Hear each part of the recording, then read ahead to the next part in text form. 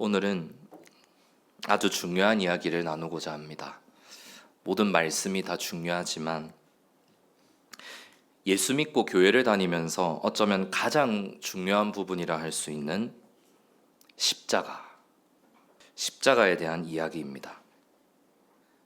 오늘은 그 첫 시간이고 하나님 허락하신다면 이어서 계속해서 십자가의 말씀을 전하고 싶습니다. 혹시 요즘 하나님과 멀어지셨습니까? 지난주일 말씀 주제였는데 정말 내 인생이 온전해지고 싶으십니까? 하나님과의 멀어진 관계를 회복하고 싶으십니까? 어떻게 하면 하나님과의 관계가 회복될 수 있을까요? 성경은 오직 십자가라고 합니다. 십자가. 예수님이 달려 죽으신 십자가. 교회를 다니면서 십자가를 모르면 그리스도인이라고 할 수 있을까요? 우리는 다 아는 이야기입니다. 그럼에도 불구하고 신약 성경은 처음부터 끝까지 십자가의 그리스도를 선포하고 있습니다. 물론 부활하신 주님도 선포합니다.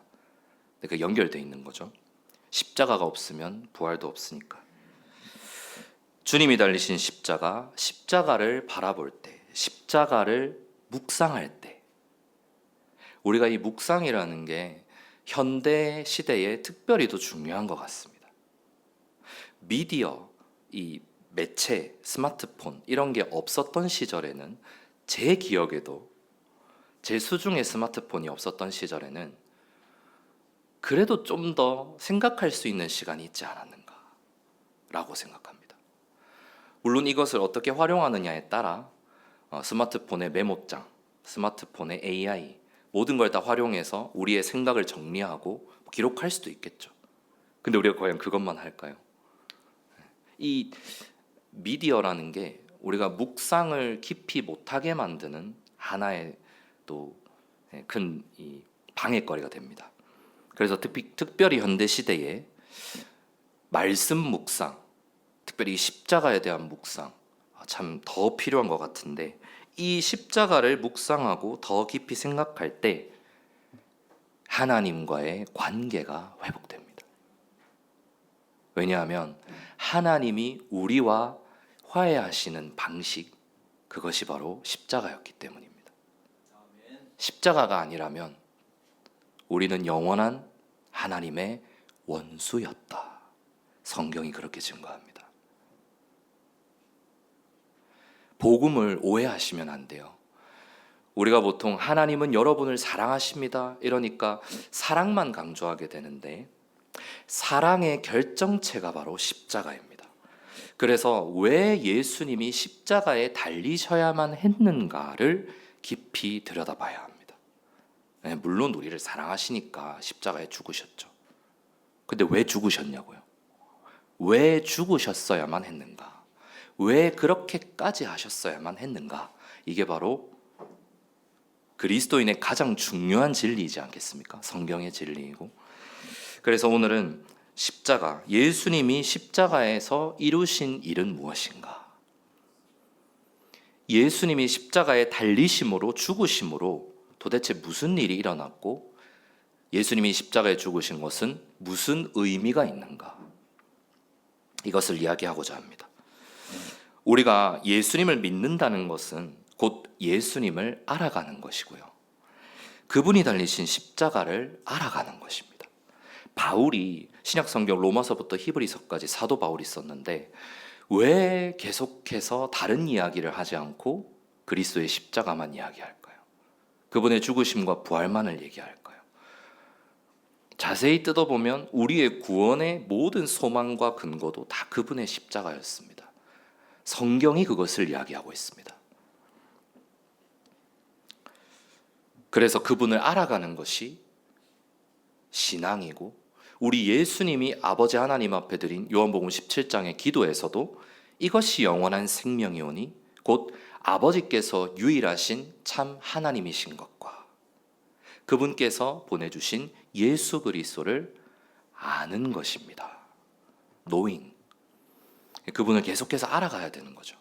생명을 누리고 싶으시면, 주님을 누리고 싶으시면 물론 받은 은혜로 감사하는 것도 있지만요, 그것보다 좀 더 한 발자국 나아가서 말씀을 통해 계속해서 주님을 알아가고 주님의 십자가가 도대체 오늘 나에게 무슨 은혜이고 의미인지를 알아가고 누리는 것입니다. 오늘 그 시간이고요. 저는 성경이 말하는 십자가의 의미를 총 7가지로 나누어서 말씀드리고자 합니다. 좀 많지요? 오늘 다 못합니다. 그래서 제가 띄웠는데 한번 따라해 보실까요? 대속, 두 번째는 속죄, 세 번째는 화해 예물, 보통 화목제물이라고도 합니다. 네 번째는 화해, 다섯 번째는 구속, 구속이 아니고 구속입니다. 여섯 번째는 칭의, 마지막 7번째 승리. 십자가의 의미를 7가지로 줄여봤습니다. 합쳐서 설명할 수도 있지만 제가 하나님 앞에 기도하면서 주님, 지난주 우리 온전한 인생의 결론이 기억나십니까? 십자가를 붙들어야 된다. 십자가를 바라봐야 된다. 하나님과의 관계가 회복되어야 된다. 그게 진짜 온전한 인생의 시작이다. 그러면 십자가를 봐야 되잖아요. 근데 이제 십자가를 말씀을 묵상하고 준비하려고 하니까 너무 방대한 거예요. 이게 그냥 단순히 예수님이 우리 죄를 위해 죽으셨습니다 라고만 선포하기에는 너무 깊은 거예요. 그래서 뜯어보니 우리의 믿음의 선배들이 이렇게 구분해 놓았습니다. 이것이 곧 성경에 다 들어있어요. 다 흩어져 있어요. 이 7가지가. 조금 겹치는 것도 있지만 일부러 구분해서 한번 설명해 보겠습니다. 주님의 십자가, 십자가에 달리신 주님을 묵상하는 시간 되시기를 소망합니다. 오늘의 주제는 바로 대속입니다.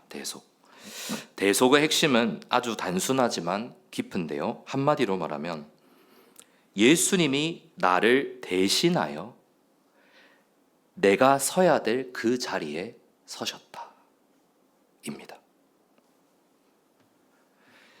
예수님이 나를 대신하여 내가 서야 할 그 자리에 서셨다. 제가 오늘 대속을 묵상하는데 오늘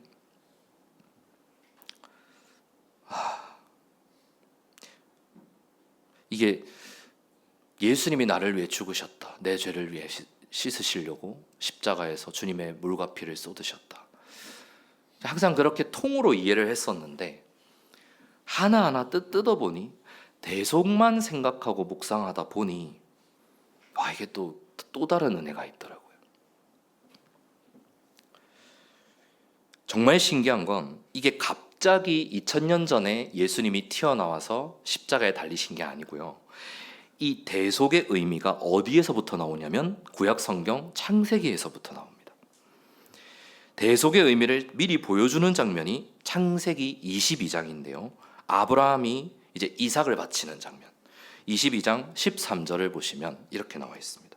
아브라함이 그의 눈을 들어 살펴보았더니 보라, 뿔이 숫풀에 걸린 한 마리의 순양이 자기 뒤에 있기에 아브라함이 가서 그 순양을 잡아다가 그의 아들을 대신하여 번제 예물로 드렸더라. 스토리를 다 아신다고 전제하고 깊게 설명하지 않겠습니다. 아브라함이 원래 이삭을 바치려고 했다가 이제 하나님의 명령으로 아들을 바치는 것이 가장 마지막 순종의 단계였던 거예요. 그래서 아브라함이 진짜로 이삭을 바치려고 이제 산에 올라갔는데 이제 하나님이 괜찮다, 하지마, 죽이면 안 돼, 잠깐 있어봐 이래놓고는 이제 네가 얼마나 나를 두려워하고 존경하고 사랑하는지를 이제 알았다 하면서 예비하신 순양을 보여주시고 그 순양을 아들을 대신하여 번제 예물로 드렸다. 이게 지금 22장 13절이에요. 여기서 그의 아들을 대신하여, 이 장면이 바로 대속을 보여주는 장면입니다. 이삭이 죽어야 될 자리에 순양이 죽었습니다. 이게 바로 십자가에서 완성되는 장면이죠. 우리가 죽어야 될 자리에 예수님이 죽으셨습니다. 죄인이 죽어야 될 자리에 그리스도께서 죽으셨습니다. 이게 십자가입니다. 이사야 53장에 보시면 대속을 드러내주는 가장 강력한 또 하나의 대목이 나오는데 우리가 잘 아는 53장 5절로 6절이죠. 네, 제가 한번 읽어보겠습니다. 그러나 그가 찔림을 당함은 우리의 허물들로 인함이요 그가 상함은 우리의 죄악들로 인함이라. 그가 징벌을 받음으로 우리가 평화를 누리고 그가 채찍에 맞음으로 우리가 고침을 받았도다. 우리의 허물들로 인함이다. 우리의 죄악들로 인함이다. 이게 바로 대속의 의미예요. 그래서 이어지는 6절에 이렇게 말씀하십니다. 우리는 모두 양같이 길을 잃었다가 각기 자기의 길로 돌이켰으나, 이것을 성경은 죄라고 하는 거죠. 내가 왜 죄인입니까? 나 살인 안 했는데, 강도질 안 했는데, 음란 안 했는데, 훔치지 않았는데 왜 내가 죄인입니까? 라고 물으신다면 성경이 말하는 죄는, 우리가 방금 말했던 건 죄의 결과이고요, 성경이 말하는 죄의 본질, 근원은 하나님을 떠난 것입니다. 하나님을 대적한 거죠. 그게 첫 번째 일어났던 장소가 바로 에덴 동산이고, 그게 우리예요. 자꾸 아담이 이브가 그것만 안 따먹었으면 이러지만 죄송한데 우리는 지금 날마다 따먹고 있습니다. 그게 우리의 인생이에요. 아이고, 아담과 하와가 첫 번째 조상인 그들이 선악과만 안 따먹었으면 얼마나 인류가 행복했겠는가. 그럴까요? 우리가 그 자리에 있었어도 우린 따먹었습니다. 그게 우리입니다. 네. 근데 중요한 건 죄의 본질이에요. 선악과를 따먹은 게 왜 죄야? 라고 물으신다면 그게 바로 하나님을 대적한 거기 때문입니다. 하나님, 왕이신 주님의 말씀을 거역한 것이죠. 그리고 뱀의 유혹에 넘어간 거죠. 네가 이것을 먹는 그날에 눈이 열리고 신들과 같이 되리라. 하나님과 신적 존재가 되리라. 그러니까 초월적인 존재가 되고 싶었던 거예요. 사람이 하나님의 자리에 맞먹고 싶었던 거죠. 그 결과 우리는 모두 양같이 길을 잃었습니다. 각기 자기의 길로 돌이켰습니다. 그게 죄인데, 중요한 건 주님께서는 우리 모두의 그 죄악을 그에게 담당시키셨다. 이것이 바로 대속입니다. 대속. 이제 이어지는 신약 성경에서 대표적인 구절은 마가복음인데요. 마가복음 10장 45절. 우리 이 말씀은 다 같이 한번 읽어보겠습니다. 시작. 이는 이와 같이 인자가 온 것은 섬김을 받으려 함이 아니라 오히려 섬기러 왔으며 많은 사람을 위하여 자기 생명을 한 대속물로 주려 하기 때문이라 하시니라. 아멘. 여기서 말하는 인자, 사람의 아들이 바로 예수님을 가리키는 겁니다. 인자, 예수님이 오신 것은 섬김을 받으려 함이 아니라 오히려 섬기러 왔으며 많은 사람을 위하여 자기 생명을 한 대속물로, 예수님의 생명을 내어주는 의미가 뭐냐면 대속이라는 거예요. 명확하게 보여주시는 거죠. 그냥 단순히 내가 너를 위해 죽을게, 이게 아니고 그 의미가 바로 대속이라는 겁니다. 이게 헬라어 원어대로 직역하면 이렇습니다. 자기 생명을 많은 사람들을 대신하는 속전으로 주려 하기 때문이다. 속전이라는 의미가 나오는데 한번 띄워주시면, 속전의 의미가 뭐냐면 고대의 헬라 시대에 노예나 포로가 있었습니다. 그 노예나 포로를 풀어주기 위해 지불하는 몸값을 랜섬, 속전이라고 합니다. 우리는 고대 시대를 살아보지 않아서 모르겠지만 영화나 사극이나 드라마를 보면 나오잖아요. 노예는 물건이에요. 소유물이에요. 그렇게 하면 안 되는데 그 시대가 그랬다고요. 그래서 돈을 주고 무슨 몸값을 지불해야지 가져올 수 있는 거예요. 우리 조선시대만 해도 노비가 있었잖아요. 노비. 그 몸값을 랜섬, 속전이라고 합니다. 지금 이 한 구절 안에, 마가복음 10장 45절 안에 십자가의 두 가지 의미가 들어있는데, 동시에 들어있는데, 하나는 대속이고요, 또 하나는 구속입니다. 이제 오늘 주제는 아니니까 넘어갑니다만, 이 구속의 의미가 바로 값을 주고 사는 걸 말하는 거거든요. 근데 오늘은 대속을 좀 더 이제 이야기하겠습니다. 방금 마가복음 10장을 다시 한 번 더 풀어서 말씀드리면 이런 의미입니다. 그리스도께서 자신의 생명을 내어주시되 그것을 우리를 대신하여 지불된 값으로 주셨다. 그런 의미입니다. 자신의 생명을 내어주시되 우리를 대신하여 지불된 값으로 주셨다. 그래서 보통 우리가 그리스도의 핏값으로 사신 교회 이렇게 얘기하는 거죠. 값 주고 사셨다. 또 다른 구절은 로마서 5장 8절입니다. 우리가 아직 죄인이었을 때에 그리스도께서 우리를 위하여 죽으심으로 하나님께서는 우리를 향하신 자신의 사랑을 드러내셨느니라. 그래서 십자가는 사랑인데요. 우리를 위하여 죽으셨다는 것은 단순히 우리의 유익을 위하여 정도가 아니고 우리 대신 죽으신 죽음, 대속을 말하는 겁니다. 우리를 위하여 죽으셨다. 갈라디아서 3장 13절은 그래서 이렇게 증거합니다. 그리스도께서 우리를 위하여 저주가 되사 율법의 저주에서 우리를 대속하셨으니 이는 기록된 바 나무 위에 달린 자마다 저주받은 자라 하였기 때문이다. 자, 여기서는 십자가의 대속이 더욱 구체적으로 나옵니다. 왜 대속이었냐면 우리가 받아야 할 게 율법의 저주였다라고 말씀하십니다. 율법이 뭐냐면 우리가 죄를 지으면 돌로 쳐 죽여야 돼. 뭐 그런 거예요. 우리 구약 성경의 레위기에 나오는 출애굽기에 나온 율법을 보시면 뭘 잘못하면 바로 돌로 쳐 죽이라, 뭐 떼어 쫓으라 난립니다. 네.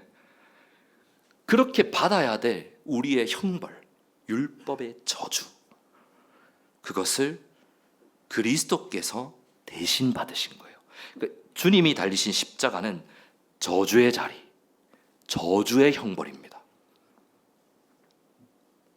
사실은 우리가 십자가를 사랑한다라고 할 때는 그 저주를 사랑하는 게 아니라 주님이 달리신 그 십자가를 사랑하는 거죠. 십자가에 달리신 예수님을 사랑하는 거죠. 네. 그래서 우리가 십자가 찬양하는 거지, 원래 십자가의 의미는 저주의 상징입니다. 무서운 거예요. 사실은 우리 침례교와 신약교회들은 십자가를 걸지 않습니다. 그 이유는 그 또한 형상이기 때문입니다. 무슨 말인지 좀 이해가 되시나요? 네. 예수님의 십자가를 부정하는 게 아니라 십자가 형상은 굳이 달지 않아도 돼요. 네. 우리는 자꾸 눈으로 보고 싶어 하죠. 뭘 이렇게 세우고 싶어요. 동상, 형상. 근데 사실 하나님은 원치 않으십니다. 믿음은 바라는 것들의 실체요, 보이지 않는 것들의 증거이다. 네. 진짜 십자가를 볼 수 있어야 돼요.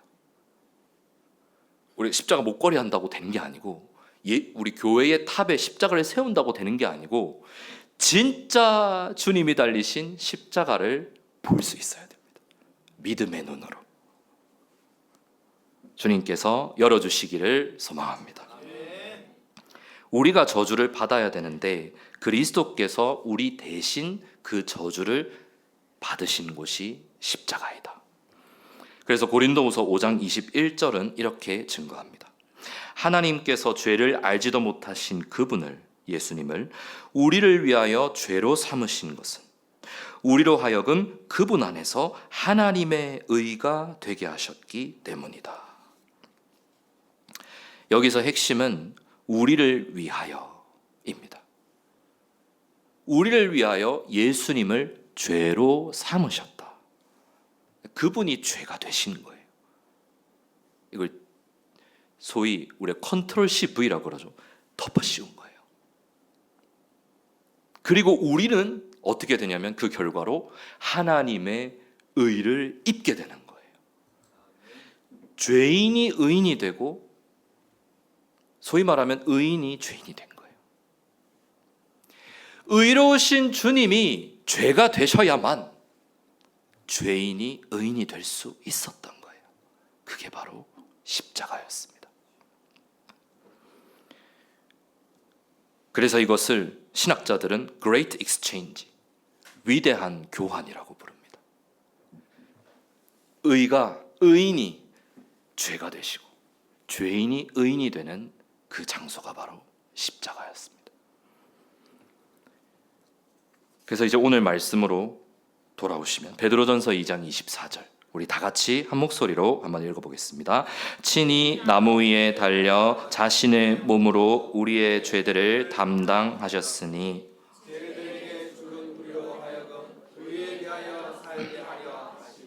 그분께서 채찍에 맞으심으로 너희가 고침을 받았나니. 아멘. 베드로전서 이 말씀은 희생 제물을 제단 위에 올려드리는 제사의 뉘앙스를 보여줍니다.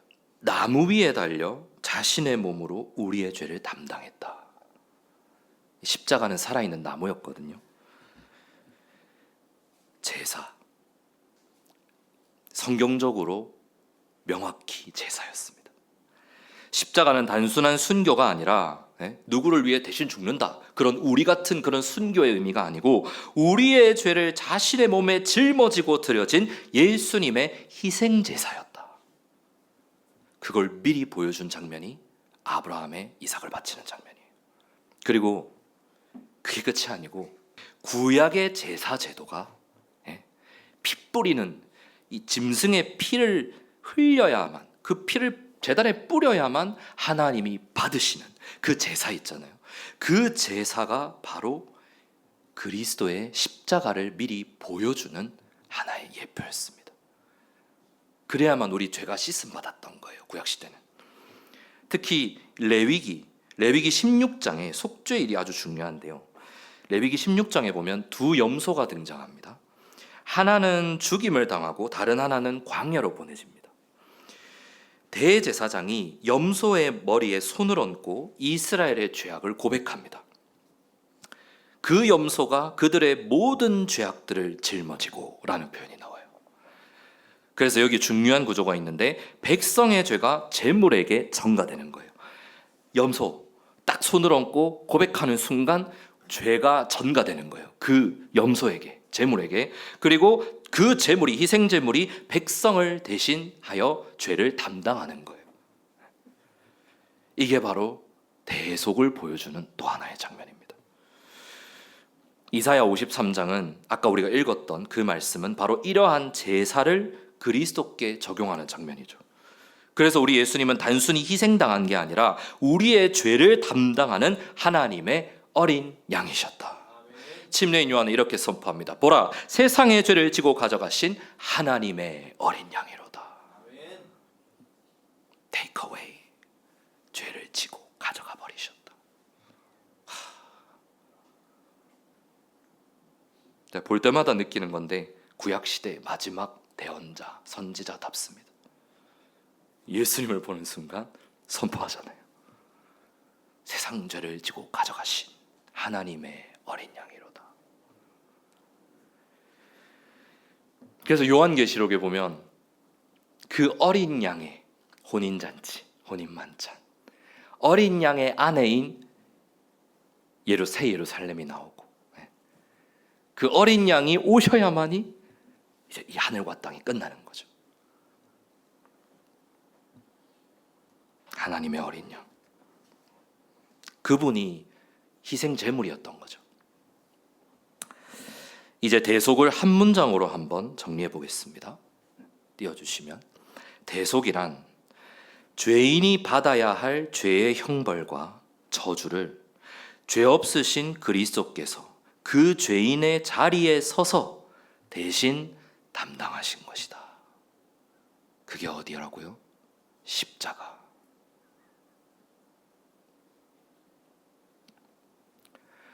오늘 이 말씀만 잘 묵상하시고 갖고 계셔도, 내가 믿음이 있다면, 믿는다면, 믿음은 하나님의 선물이니까 강요할 수 없잖아요. 믿으신다면, 믿어지신다면 이 말씀만 가지고 전하셔도 그게 복음을 전하는 거예요.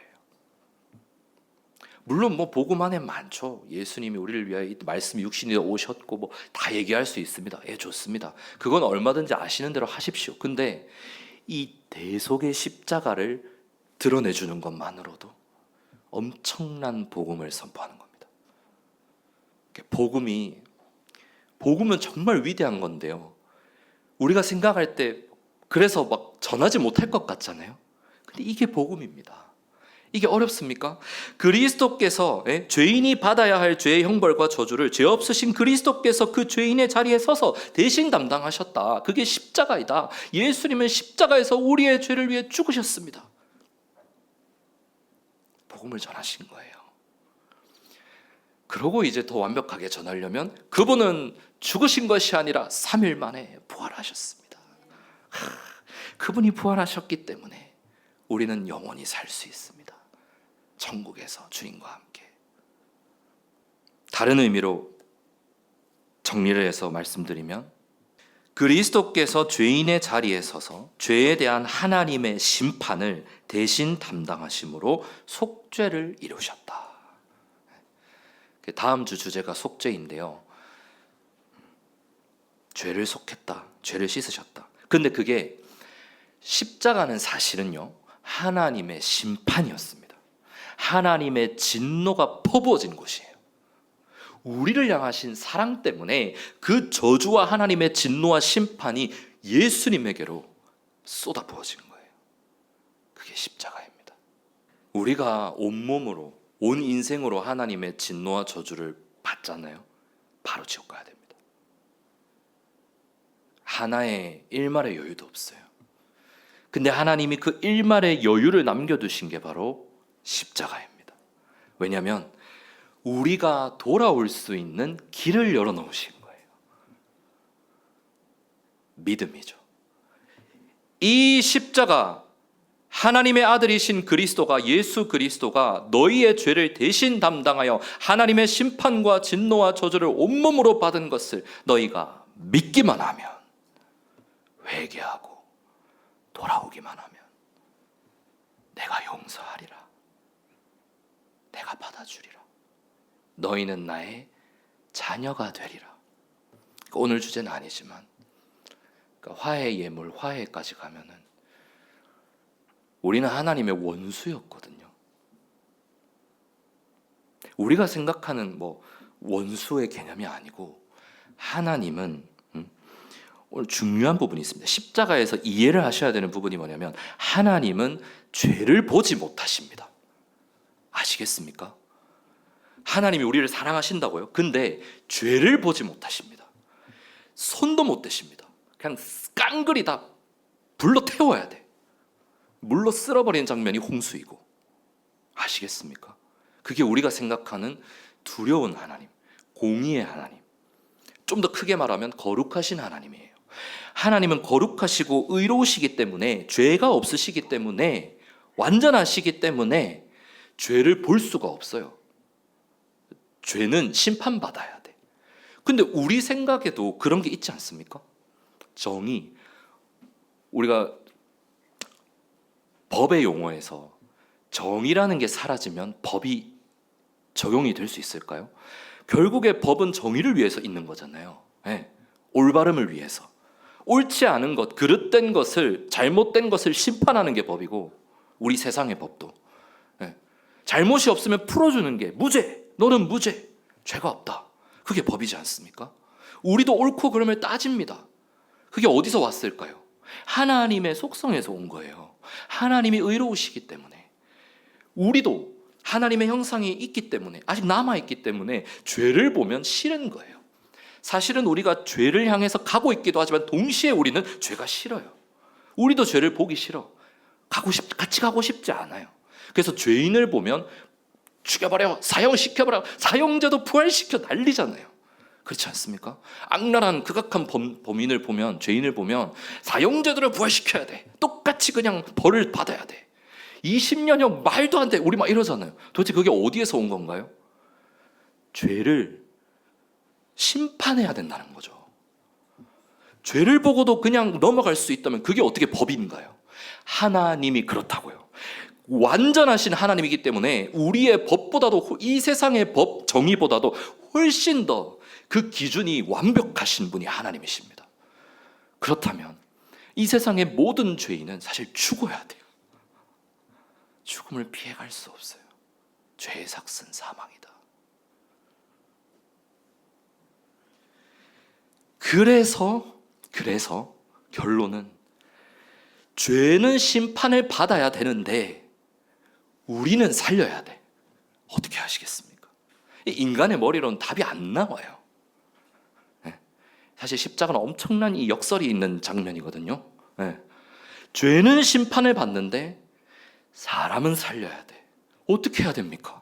방법이 없어요. 그러니까 우리 같은 사람들은 십자가에 달려도 아무 의미가 없는 거예요. 왜? 우린 똑같은 죄인이기 때문에. 구약에서도 하물며 심지어 짐승조차도 정결한 짐승만 뽑아가지고 피를 흘리게 하잖아요. 정결하지 않은 짐승은 제사를 못 지내게 하잖아요. 그게 하나님의 속성인 거죠. 죄가 없어야 되는 거예요. 정결하고 거룩한 희생 제물만이 우리의 죄를 씻을 수 있는데, 그 완벽한 정점이 바로 십자가에 달리신 예수 그리스도입니다. 우리의 주님은 그래서 죽으신 거죠. 하나님의 심판을 대신 담당하셨다.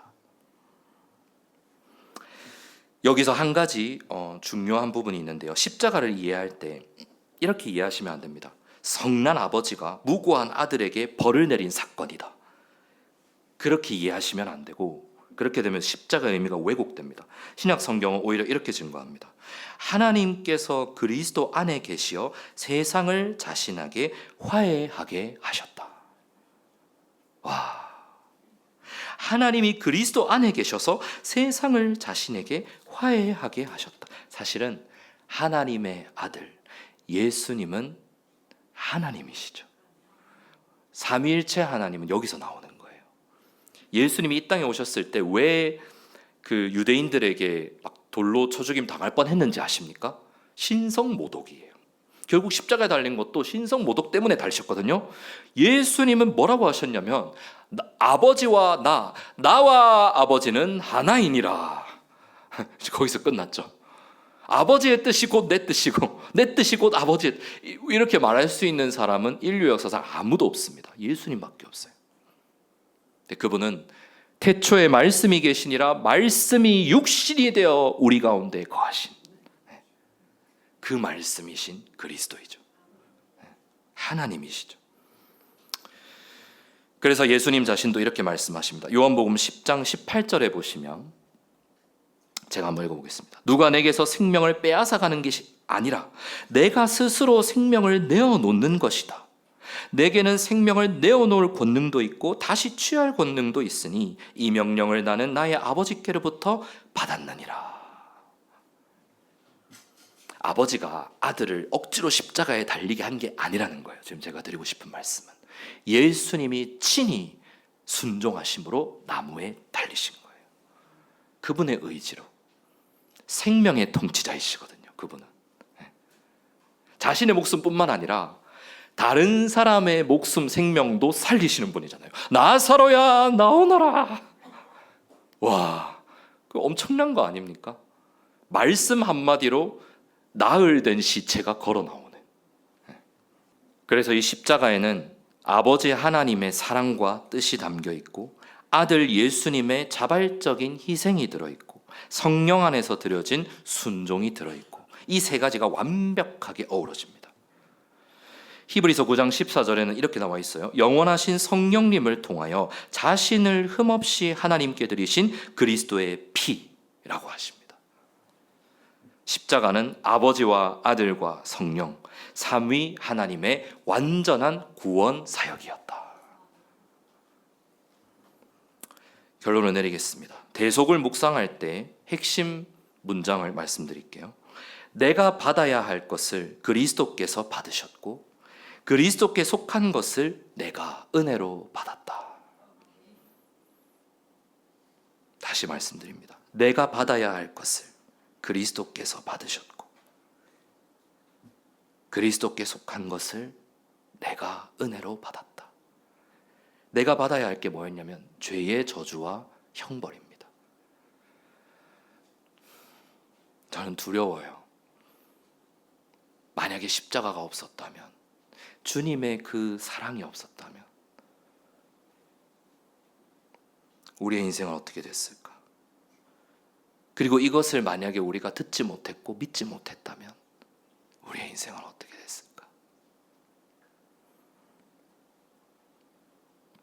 그리고 이 대속은 우리를 단지 죄책감에서 해방시키는 데서 끝나지 않습니다. 오늘 말씀인 베드로전서 2장 24절을 보시면 제가 마지막으로 읽겠습니다.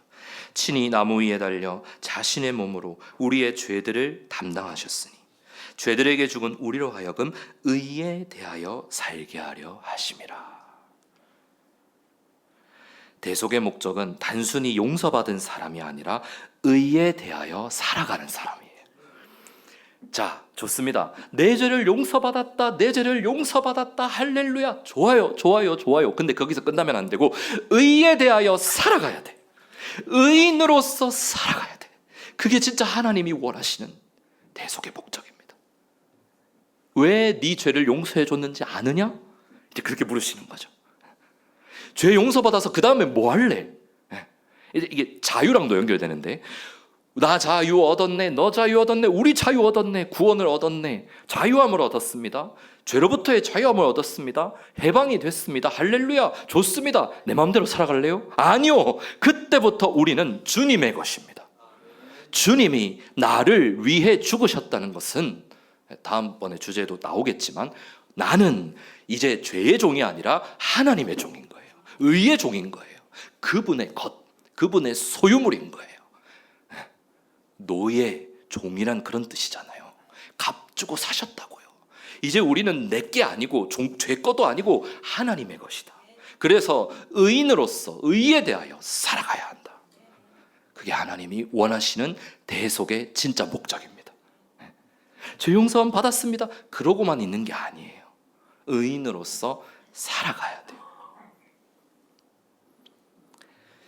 하나님 앞에 고개도 못 들고 죄책감 속에 살아갈 우리, 창조주이신 하나님을 떠난 죄, 왕이신 하나님께 반역한 죄로 인하여 영원히 멸망할 수밖에 없던 우리를, 그런 우리를 대신하여 하나님의 아들 예수님이 십자가에서 죽으셨습니다.